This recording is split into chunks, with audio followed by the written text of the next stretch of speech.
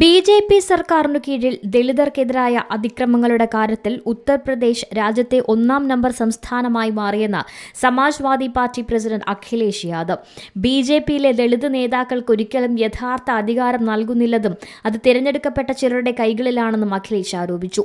BJP. സർക്കാരിനു കീഴിൽ ദളിതർക്കെതിരായ അതിക്രമങ്ങളുടെ കാര്യത്തിൽ UP. 1-ാം സ്ഥാനത്താണ്. സംസ്ഥാനത്ത് ദളിത് അതിക്രമങ്ങൾ വർദ്ധിച്ചു വരികയാണെന്നും അവകാശപ്പെട്ട ഒരു വാർത്താ റിപ്പോർട്ടിന്റെ വീഡിയോ ക്ലിപ്പും അഖിലേഷ് പങ്കുവച്ചു. ബി.ജെ.പി. ഭരിക്കുന്ന ഉത്തർപ്രദേശ്, രാജസ്ഥാൻ, മധ്യപ്രദേശ്, ബീഹാർ, ഒഡീഷ, മഹാരാഷ്ട്ര തുടങ്ങിയ സംസ്ഥാനങ്ങളിൽ ദളിതർക്കെതിരെ, പ്രത്യേകിച്ച് ദളിത് സ്ത്രീകൾക്കെതിരെയുള്ള കുറ്റകൃത്യങ്ങളിൽ ഭൂരിഭാഗം നടക്കുന്നത് എന്തുകൊണ്ടാണെന്നും അഖിലേഷ് യാദവ് ചോദിക്കുന്നു. സ്വാതന്ത്ര്യത്തിന് മുൻപുള്ള മാനസികാവസ്ഥയോടെയാണ് ബി.ജെ.പി. നേതാക്കൾ പ്രവർത്തിക്കുന്നത്. ഭരണഘടനയെ അവർ അന്തർലീനമായി എതിർക്കുന്നുവെന്നും അദ്ദേഹം ആരോപിച്ചു. National desk, C Malayalam news. ഏറ്റവും പുതിയ വാർത്തകളും വിശേഷങ്ങളും വിരൽ തുമ്പിലറിയാൻ സി മലയാളം ന്യൂസ് എല്ലാ ഡിജിറ്റൽ പ്ലാറ്റ്ഫോമുകളിലും ലഭ്യം.